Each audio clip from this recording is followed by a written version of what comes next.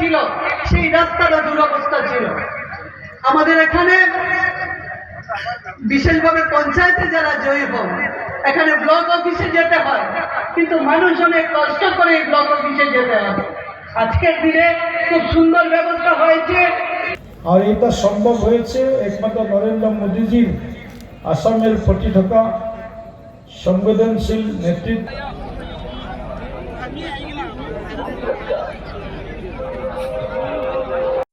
জয়ী হয়েছে, আর যে বাকি 10টা রয়েছে, এই 10টার মধ্যে 10টাই ভারতীয় জনতা পার্টি আমরা আবার দখল করব এবং এবার জেলা পরিষদ, স্থায়ী জেলা পরিষদ এবার হবে।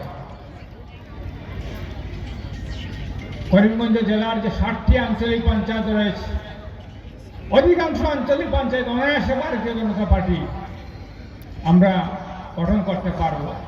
আর যে বাকি 10টা রয়েছে, এই 10টার মধ্যে 10টাই ভারতীয় জনতা পার্টি আমরা আবার দখল করব এবং এবার জেলা পরিষদ, স্থায়ী জেলা পরিষদ এবার হবে। করিমগঞ্জ জেলার যে 60টি আঞ্চলিক পঞ্চায়েত রয়েছে, অধিকাংশ আঞ্চলিক পঞ্চায়েত অনায়াসে ভারতীয় জনতা পার্টি আমরা গঠন করতে পারব।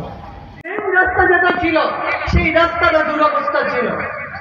আমাদের এখানে বিশেষভাবে পঞ্চায়েতে যারা জয়ী হন, এখানে ব্লক অফিসে যেতে হয়, কিন্তু মানুষ অনেক কষ্ট করে এই ব্লক অফিসে যেতে হবে। আজকের দিনে খুব সুন্দর ব্যবস্থা হয়েছে, আর এটা সম্ভব হয়েছে একমাত্র নরেন্দ্র মোদীজির আসামের প্রতি ঢোকা সংবেদনশীল নেতৃত্ব।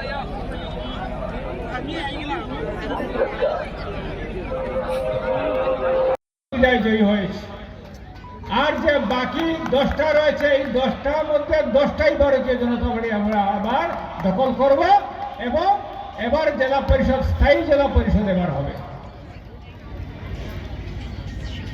করিমগঞ্জ জেলার যে 60টি আঞ্চলিক পঞ্চায়েত রয়েছে, অধিকাংশ আঞ্চলিক পঞ্চায়েত অনায়াসে ভারতীয় জনতা পার্টি আমরা গঠন করতে পারব।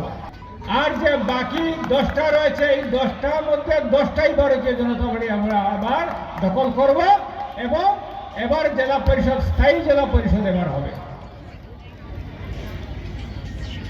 করিমগঞ্জ জেলার যে 60টি আঞ্চলিক পঞ্চায়েত রয়েছে, অধিকাংশ আঞ্চলিক পঞ্চায়েত অনায়াসে ভারতীয় জনতা পার্টি আমরা গঠন করতে পারব।